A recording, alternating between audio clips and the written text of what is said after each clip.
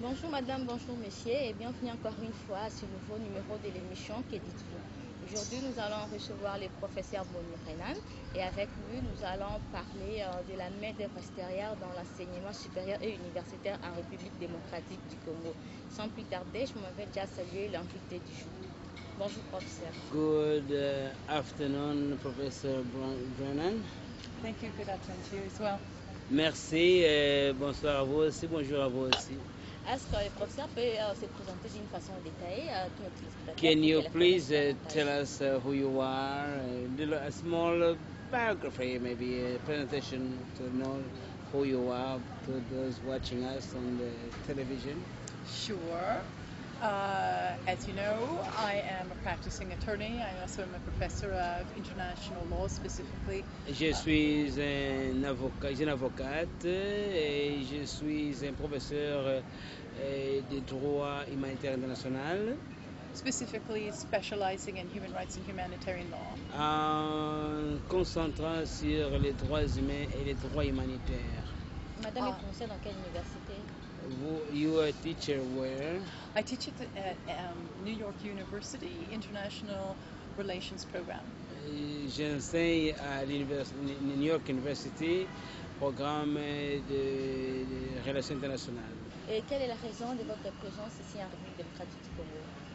And why are you here in the Congo? Well, a number of things came happily together. Beaucoup de bonnes choses qui sont arrivées joyeusement ensemble. I have actually had the occasion to teach courses J'ai eu l'opportunité d'enseigner des cours on, developing countries, dans des pays en développement, and specifically on Africa, et spécialement en Afrique, from a political economic point of view, dans le point de vue des politiques économiques, as well as exploring human rights questions. mais aussi en train d'explorer les questions des droits humains.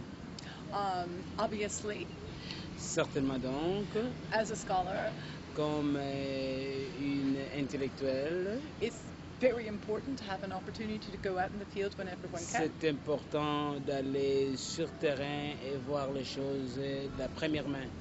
So I was looking for an opportunity Donc, j'ai cherché une opportunité to come to Africa, d'être en Afrique. and strangely enough, this gentleman Et voilà, étrangement, cet homme was looking for someone to come.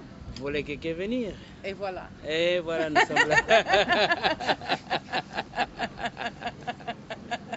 That part I know. Cette partie de français, je connais. Très bien, merci professeur. Dites-nous un peu, ces cours des droits humains, ici vous les dispensez à l'intérêt des étudiants de quel niveau? De la licence, du master ou expliquez-nous un peu, vous les dispensez This course is designed for what level of education? It's a master course. Obviously, I teach in a master's program at NYU as well. À New York, j'enseigne au niveau des masters. When you are taking a master's level courses, Quand vous avez des cours au niveau des masters, there is the expectation you have already completed your baccalaureate or basic degree. il est supposé que vous avez déjà le diplôme de premier cycle, c'est-à-dire la licence ou le baccalauréat. So this is graduate level work. Donc ça, c'est niveau de graduate, soit le deuxième cycle. So it assumes that you have at least a certain level of general knowledge as a foundation. Il y a une assumption ici que les gens qui viennent ici dans ces cours ont déjà une fondation de base comme base d'avancée.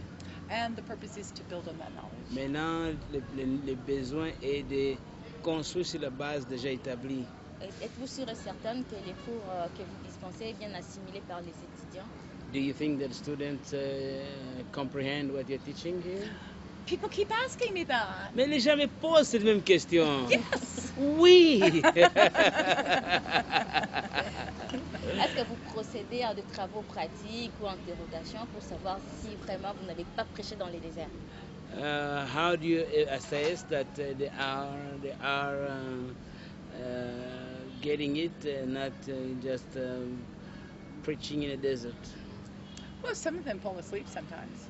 Ouais, ben, bien sûr que certains peuvent dormir un peu. Inevitably, obviously. I mean, we are covering a lot of material in a short period of time. Non, nous couvrons beaucoup de matières sur une période de temps, dans un bref délai. But the manner in which educators ascertain whether the students have understood what you've told them Mais les manières que les professeurs évaluent si les étudiants ont compris ce que vous avez enseigné, is always the same. c'est toujours la même manière. And that is that you ask the students questions. Vous posez des questions pour évaluer. And they respond. Ils répondent. And demonstrate that they understood what you've been talking Et maintenant, about. vous évaluez la qualité de réponse, savoir qu'ils ont compris ce que vous avez dit. Or they make inquiries. Ou bien maintenant, ils même posent des questions.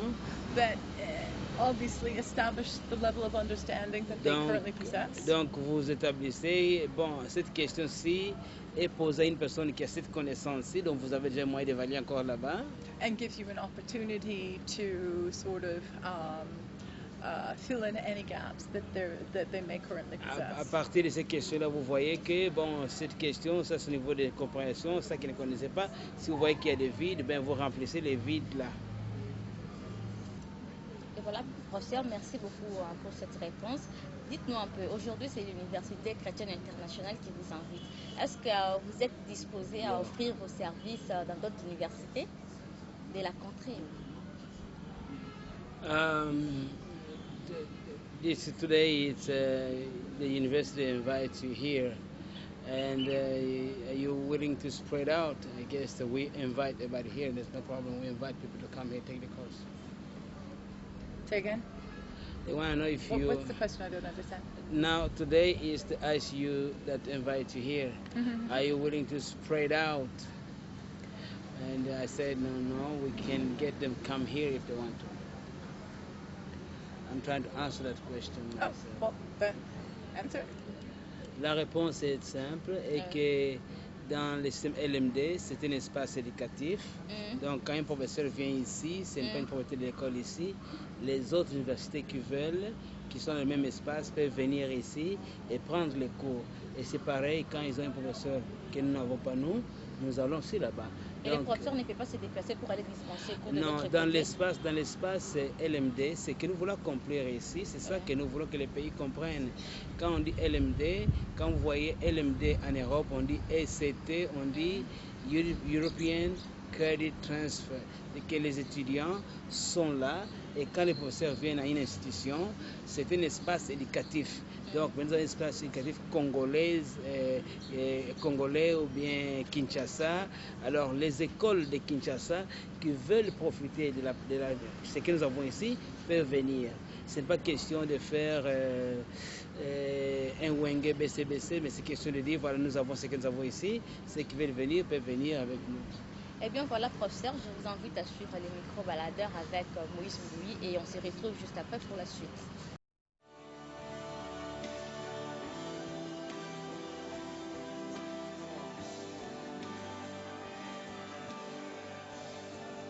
Bonjour monsieur. Bonjour. Comment est-ce que vous persuadez lorsqu'on fait l'appel aux professeurs extérieurs pour venir renforcer l'enseignement ici de notre pays? Qu'est-ce que ça vous fait en tant qu'étudiant? Ça me fait du bien et c'est quelque chose qu'on doit encourager parce que la globalisation exige. Vous savez que le Congo n'a pas encore inventé la science.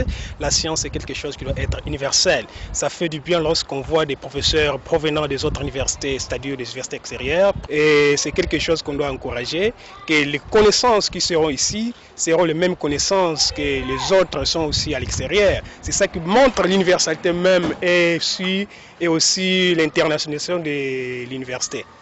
Mbote papa. Mbote papa. Toko yeba kombo pe ofandi wapi? Kombo na ngai Kasungu Jacques. Navoi na commune ya Kimbantseke. Na commune Kimbantseke. Papa tumonyo na nzela en pleine koleka tongi toyeba mukie lokola tozolobela na o Italie ba appel ya ba tangisi o ba utaka libanda koyana kokolisa maele ya bana na biso na kati ya mboka na biso yo tant que papa moboti omona kalikanisi wana ndenge nini? Est-ce que ba autorité na biso basalaka mabe ko benga bango to pezaka malamu? De côté que yezana malamu to mabe mais yezana bien. Bonjour monsieur. Bonjour monsieur. Comment vous appelez? Je m'appelle Freddy Kiakou. Frédéric Tiakoun, on voulait savoir un peu, est-ce que c'est important selon vous appeler les professeurs extérieurs, venir donner cours ici dans notre pays? Est-ce que c'est important? À ce stade où nous sommes, les Congo, on pense à une émergence d'ici 2030. Et pour étendre l'émergence, il faut d'abord avoir une certaine qualité de la main-d'œuvre. Actuellement, la main-d'œuvre congolaise ne permet pas, à certains niveaux, comme nous qui sommes en master, moi je suis en master 1, et la main-d'œuvre congolaise ne permet pas d'avoir de bons étudiants, de bons formateurs en master. Donc, on aura besoin de la main-d'œuvre extérieure pour former cette génération actuelle qui seront des formateurs de demain. Donc, on aura forcément besoin d'une main-d'œuvre extérieure pour former les formateurs de demain pour un Congo émergent.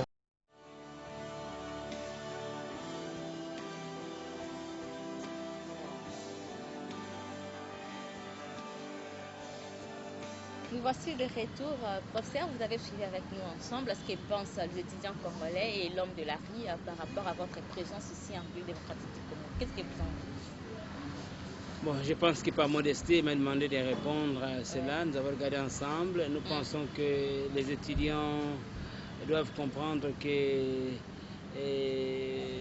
ici, ce n'est pas évaluer le professeur à un autre.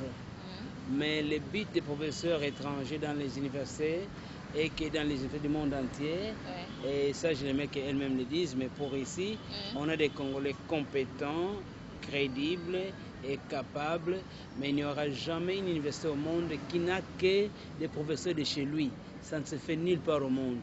Donc c'est les autres professeurs qui viennent, qui embellissent, qui rapportent d'autres opinions, et c'est comme ça que l'université marche. Professeur, tout à l'heure, vous venez d'animer une conférence. Est-ce qu'on peut savoir de quoi il s'agissait? You just had a conference. We just came from a conference there. But now, what was it all about? I hate repeating myself, but that's okay. Je n'aime pas me répéter moi-même, mais voilà, je vais essayer.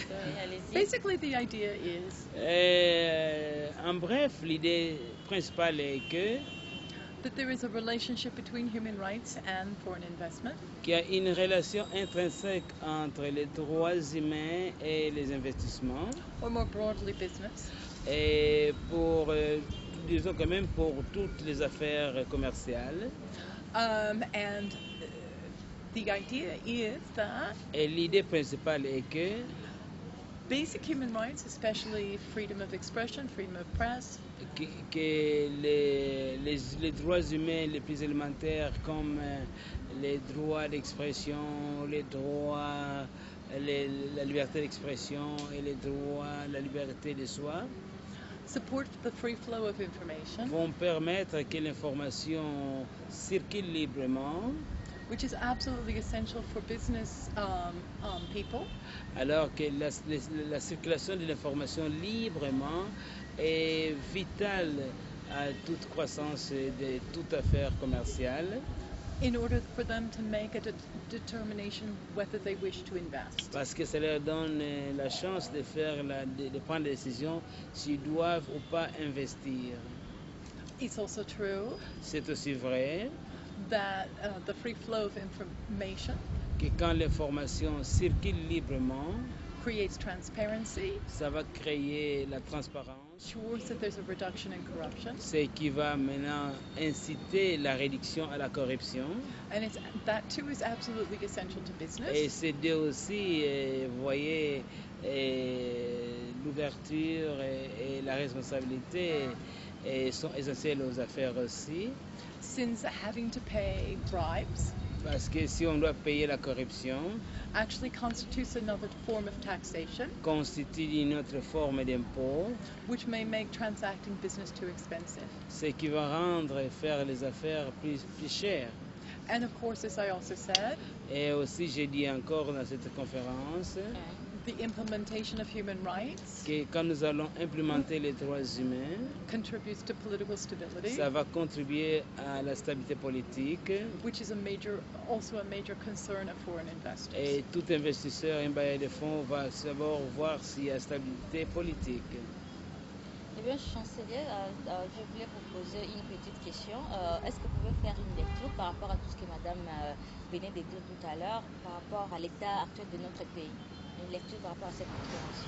Oh oui, this is a question you asked me to what you have thought Oui, and ça, c'est how votre I question, feel, Chancelier. how it feels to the country. Oui, j'ai la chance incroyable.